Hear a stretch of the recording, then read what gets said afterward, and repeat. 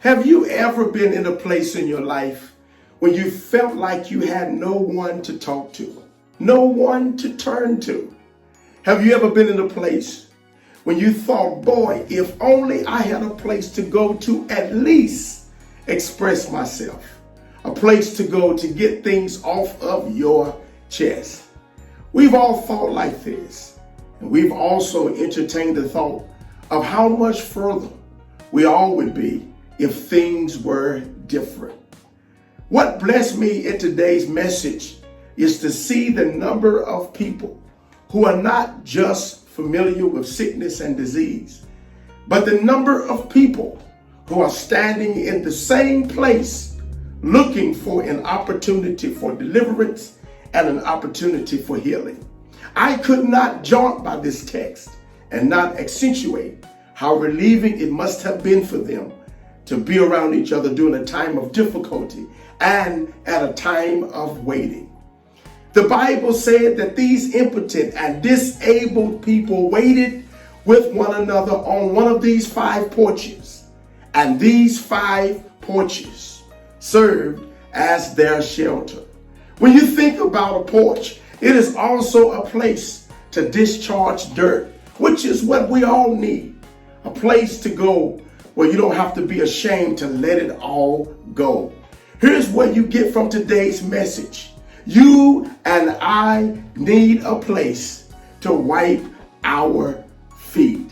This word will bless your life. I think that the end route of a Christian is to manage the struggle of becoming. Having intendants, having oversight over your life, that to me is a significant undertaking because it is the only prerequisite that adheres to our prosperity. And as important as that may be, it doesn't make sense for any one of us to exchange pleasantries about life and not suppose that there won't be any complicit activity. What we have to look forward to is times that are insubordinate, times that are contumacious, times that are contrary. And that doesn't always mean that your oversight will bring you annuity, because you could do the very best that you could do and you could still lose. But as a basic tenet of life, it would be advantageous for any one of us to frequent one another with patronism and endorsement. That becomes important because it helps to facilitate where you and I need to be.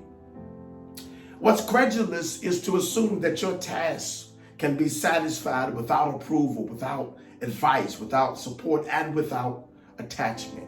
Because should that happen, you and I will not have any appreciation for distance.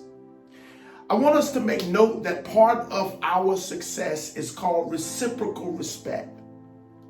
Reciprocal respect, if I can say this fleetingly, it means that we must be there for one another. That's the innuendo. It means given or done in return. And I'll preface that with a scripture. Romans chapter 15 verse 1 declares these words: "We who are strong ought bear the infirmity of the weak." That text is affluent with advice. And one of the first things that it identifies is who the strong are. And that's a good question, and it's a suggestive argument, because while it uses the language we, everybody isn't strong. And the other caveat brings us to this thought, and it's a personal reflection. What do you qualify as strong? And the way you answer this question determines your detriment or your profit, because we don't always arrive at the same place. This is why we're dispersed. Now think about this. In your definition, what does strong mean? Does strong mean I like you? Does strong mean I've been knowing you for a long time? Does strong mean you're a good person or that we've had great conversation? This is typically how we have evaluated strong, or how we have evaluated our ability to confide into someone is based on external conditions. But the sense of that verse means that if I have overcome, if I have transcended in a specific area, or if I have surpassed a certain margin, I have a deference or an obligation to strengthen you. One of the Greek words for strong is pronounced endynamo. And that word means I fill you up with power.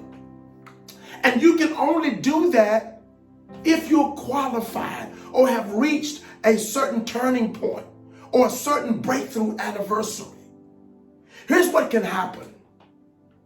It is possible to have unlearned, unqualified, unskilled people speak into your life, and it does not reinforce deliverance. It does not reinforce healing. It does not reinforce breakthrough or even success. That's why so many of us stay depressed. You stay depressed because you can become a byproduct of somebody else's weakness due to their inability to minister to you. In fact, you could be met with good intentions, but again, the question remains, what's your definition of strong? Because what doesn't need to happen is this. You can't afford to get weak looking for strength. You can't collapse trying to find hope. You can't get worse looking for better. And while it does matter having a support system in your life, you and I have got to get better with discerning who we allow to speak into our lives. And that's important. Now let me show you what this has gotten us so far. Sitting around you right now are 6 different kinds of listeners. The first kind is called the preoccupiers. And these are people who come into your life having no real concern whatsoever. And they leave you with the impression that they have very little time for you. The second group are called out-to-lunchers.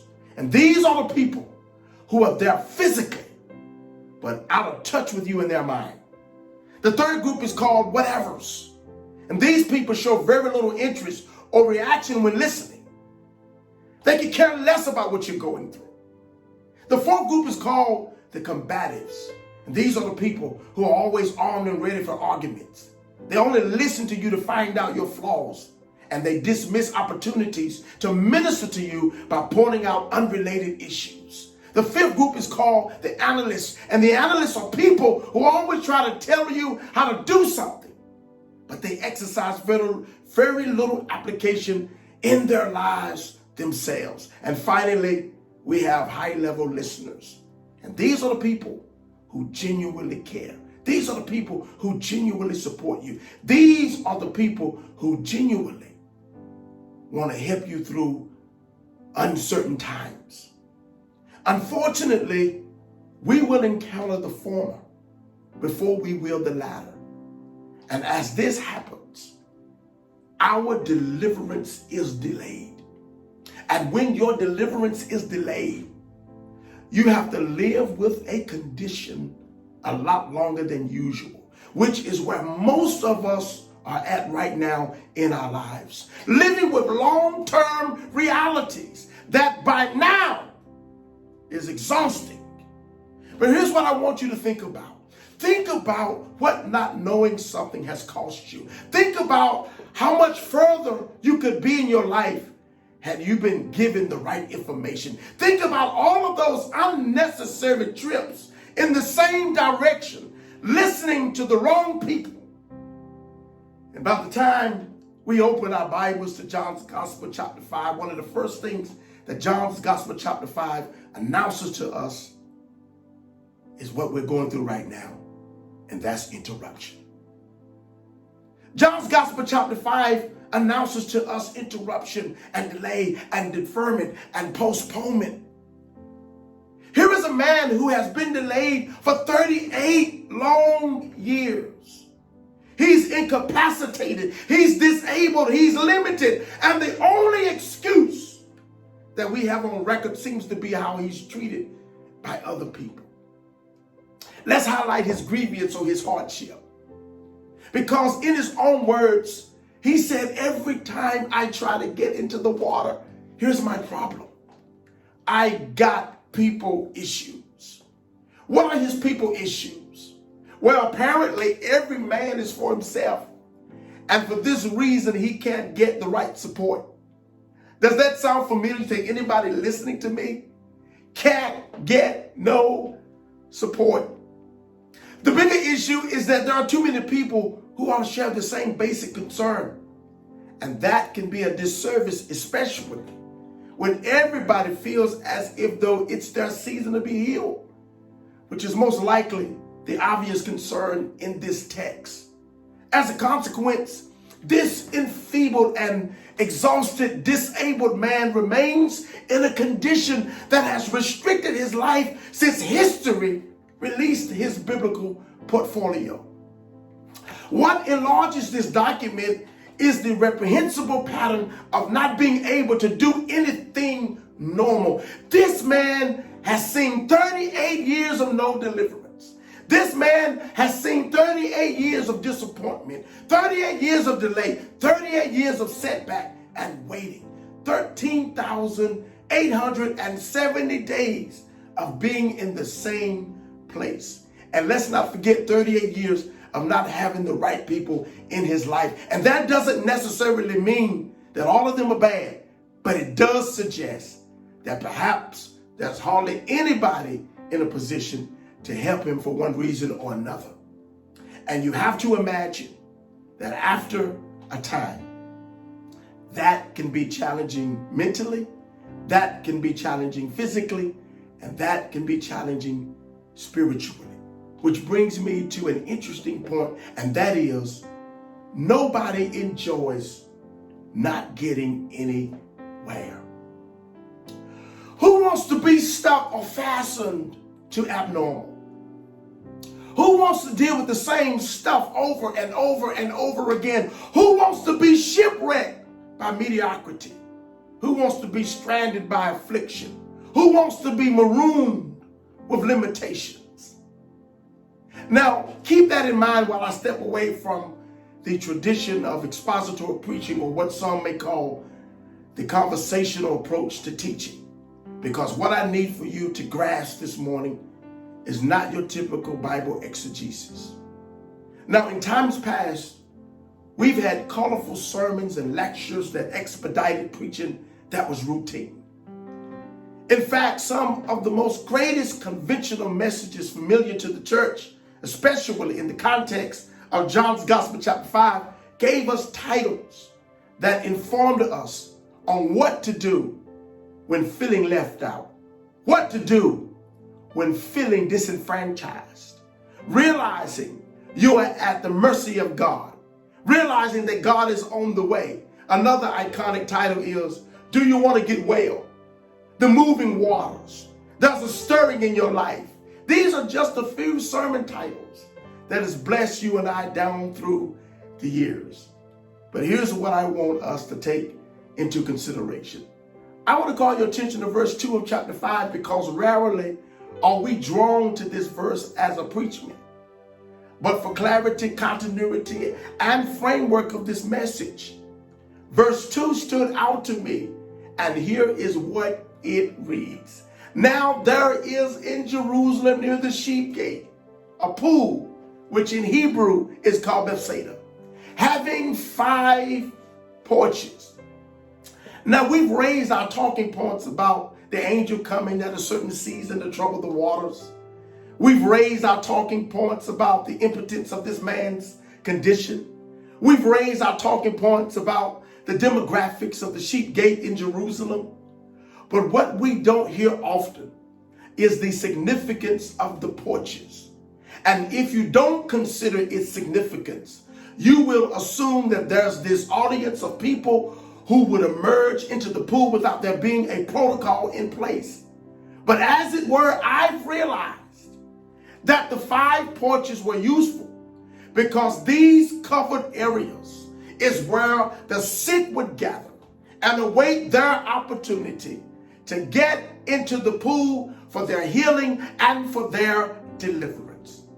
When you think about that, these porches actually became the landlord of people who were sick and needed a place to go until they got their breakthrough. Here's what that made me realize. It made me realize how important it was to have somewhere to go until you can get delivered. It made me realize the importance of having somewhere to go when you need someone who you can identify with. It made me realize the importance of being around people who can't afford to judge you for realizing their own weaknesses. And when you don't have that, it can delay your deliverance. What I'm here to let you know is that everybody needs a porch in their life, not just for shelter or for social gathering, but because everybody needs a place to wipe their feet. It is important to have a porch. And nothing can help facilitate your deliverance like having someone who can share your burden. Nothing can help facilitate your deliverance like having someone to talk to or having someone that you can trust.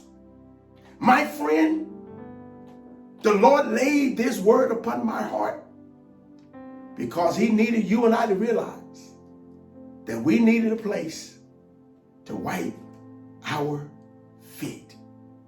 I pray that this word was a blessing for you and your family. And I pray that you'll join me next week for another powerful word. You be blessed of the Lord. And remember, God has a blessing with your name on it.